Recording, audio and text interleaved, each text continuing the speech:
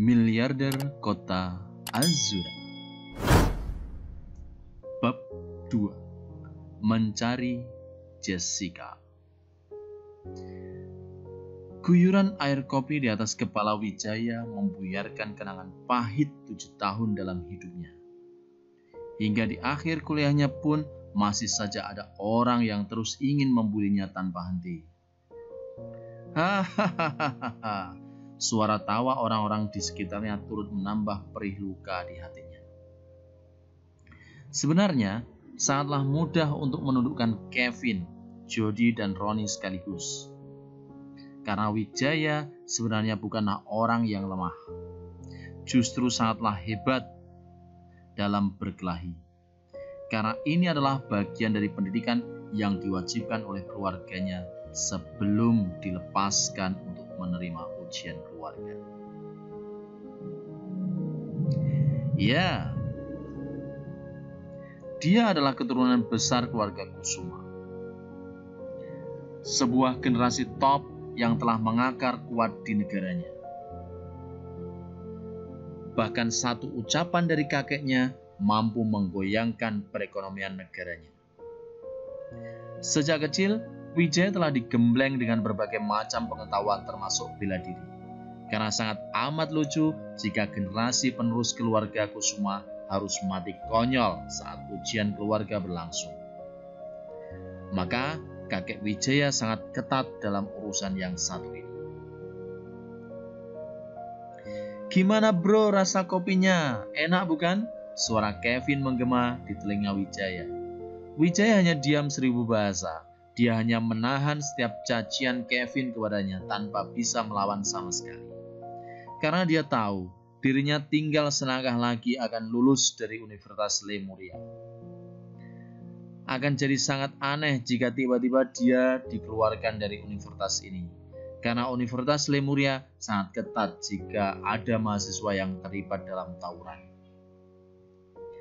Harusnya kamu berterima kasih kepada aku bro. Mungkin seumur hidupmu kamu belum pernah mencicipi kopi Starbucks ini.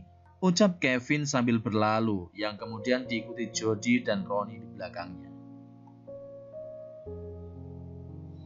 Setelah kepergian 3 orang tadi, Wijaya pun mengusap bekas kopi yang ada di kepalanya.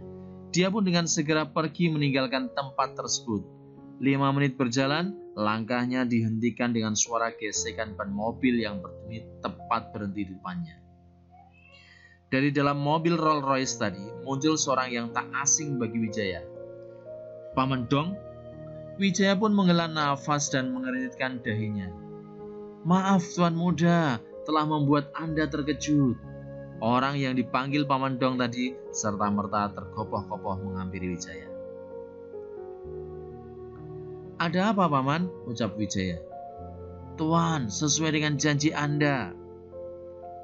Setelah Anda selesai dari Universitas Lemuria ini, Anda harus kembali ke keluarga Kusuma untuk menggantikan posisi kakek. Dan besok adalah hari wisuda Anda. Maaf paman, aku belum bisa. Masih ada satu hal yang harus aku selesaikan terlebih dahulu.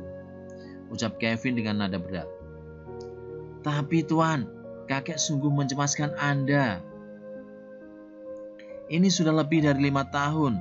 Tuan masih ingin melakukan apa lagi? Tanya Paman Dong. Paman, sampaikan salamku pada kakek. Aku butuh waktu lagi, sahut Wijaya. Tapi tuan, Paman Dong tersenyum pahit. Paman, aku ingin minta tolong kepadamu. Tuan, jangan sungkan, katakanlah. Aku di kota ini sejak 7 tahun yang lalu memang diminta kakek untuk menjagamu. Paman, tolong carikan aku seseorang. Ucap Wijaya tiba-tiba berhenti karena mendadak tenggorokannya terasa tercekat. Seseorang? Siapa dia? Tanya Paman Dong keheranan. Aku tidak tahu paman, aku hanya tahu namanya Jessica. Aku pertama kali bertemu dengannya di Bandara Azura 7 tahun yang lalu. Baiklah tuan, informasi itu sudah cukup bagiku.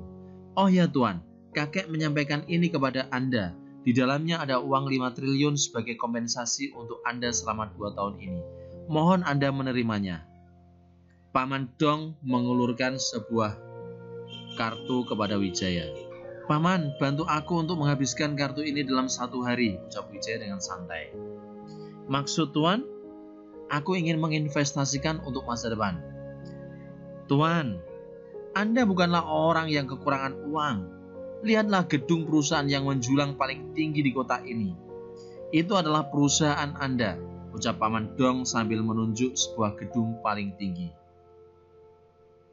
"Baiklah Paman, besok aku akan ke sana untuk membahas masalah ini, sekaligus menunggu informasi darimu tentang Jessica." "Baik Tuan, aku akan menunggu Anda." Setelah berjalan menyusuri gang-gang sempit, akhirnya Wijaya sampai juga di depan kosnya. Sebuah kos paling murah yang bisa dia tinggali selama 7 tahun terakhir ini. Di depan kos, Wijaya telah ditunggu dengan sebuah sosok yang tengah tersenyum kepadanya.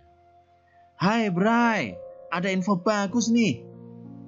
"Info bagus apaan?" Wijaya menjawab perkataan orang di depannya tersebut, yang tak lain adalah teman Wijaya yang tinggal di dekat kosnya, yang telah membantu Wijaya mendapatkan pekerjaan meski hanya sebagai kuli bangunan. Namanya adalah Bruno, orangnya sangat baik dan bersahabat. Dialah yang selama ini membantunya berbicara dengan mandornya, sehingga Wijaya bisa bekerja di sana meski hanya paruh waktu saja. "Mulai nanti malam selama seminggu ada kerja lembur dan gajinya lumayan Bray. Gimana menurutmu? Mau diambil tidak? Mumpung kesempatan ini," kata Bruno sambil meyakinkan Wijaya. "Sorry Bray, kayaknya lagi ndak bisa," kata Wijaya sambil tersenyum pahit. Jika hari sebelumnya pasti tawaran itu akan segera diambil oleh Wijaya. Tidak peduli berapapun gajinya, pasti akan disikat olehnya. Tapi kali ini dia benar-benar harus pergi menyelesaikan misinya. "Ya sayang Bray," ucap Bruno dengan nada kecewa. Sebenarnya Bruno sangat menyesalkan masalah ini, karena bagaimanapun Wijaya adalah teman terbaiknya selama ini. Gaji yang lumayan besar kali ini harus terlewatkan begitu saja. "Tenang Bray, mungkin lain kali," Wijaya menepuk pundak Bruno sambil tersenyum. "Oke lah kalau begitu, aku pulang dulu ya, mau siap-siap." "Oke, semangat ya, semoga sukses."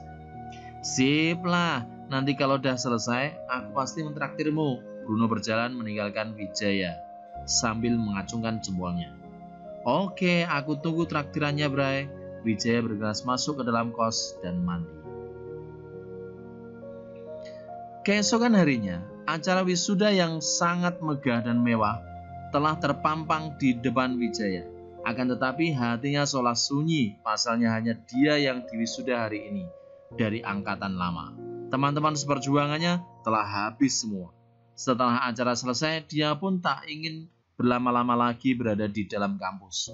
Akan tetapi sebelum dia berhasil keluar dari area kampus, langkahnya tiba-tiba dihentikan oleh suara yang tak asing lagi di telinganya. "Hei bro, lihatlah, ternyata kakek kampus kita juga diwisuda hari ini." Suara Kevin memecah kesunyian dan meledakkan suasana menjadi riuh penuh dengan tawa penghinaan. Wijaya berhenti sekejap, menoleh ke samping dan menggelengkan kepalanya. Wijaya pun tidak menghiraukannya. "Bro, kenapa buru-buru? Di sini banyak botol bekas loh." Hahaha. Terdengar gelak tawa orang-orang di sekitar yang sedang menertawakan Wijaya. Wijaya semakin mempercepat langkah kakinya. Setelah mengayuh sepeda bututnya, akhirnya Wijaya sampai juga di pintu gerbang sebuah gedung tinggi yang bertuliskan Kusuma Group. Setelah mengamati sebentar, Wijaya pun berencana masuk ke dalam perusahaan tersebut, tapi usahanya dihentikan oleh seorang security. "Maaf mas, perusahaan kami sedang tidak ada lowongan pekerjaan." Seorang petugas security yang di dadanya tertulis nama Anton segera membuka suaranya. "Maaf, saya bukan sedang mencari pekerjaan. Saya datang ke sini mau bertemu dengan Direktur Dong," jawab Wijaya. "Maaf, apa mas sudah punya janji?" "Sudah, kemarin Direktur Dong yang memintaku untuk datang ke sini," ucap Wijaya menjelaskan. "Hahaha, Anton, kamu itu lucu. Lihatlah bocah kampungan ini dengan sepeda bututnya mengaku kalau Direktur Dong yang memanggilnya ke sini. Apa dia sedang bermimpi di siang bolong? Salah satu security yang bernama Alex tertawa terbahak sambil meremas pundak Anton. Kamu itu sedikit cerdas lah. Mana ada Direktur Dong, seorang bos besar yang kaya raya itu kenal dengan anak kampungan seperti ini. Alex semakin sinis menghina Wijaya. Heh bocah, kamu sebaiknya segera pergi dari sini. Hus hus hus hus. Gaya Alex seperti mengusir tikus. Maaf, tapi saya benar-benar mau ketemu dengan Direktur Dong. Beliau saat ini pasti sedang menungguku. Bisa minta tolong untuk membukakan pintu sebentar saja? Heh bocah, apa kamu tidak tahu bahasa manusia? Cepat sana pergi. Perusahaan kami bukan perusahaan sosial yang akan mengurusi seorang pengemis sepertimu, ujar Alex sambil mengeluarkan pentungan untuk menakut-nakuti Wijaya.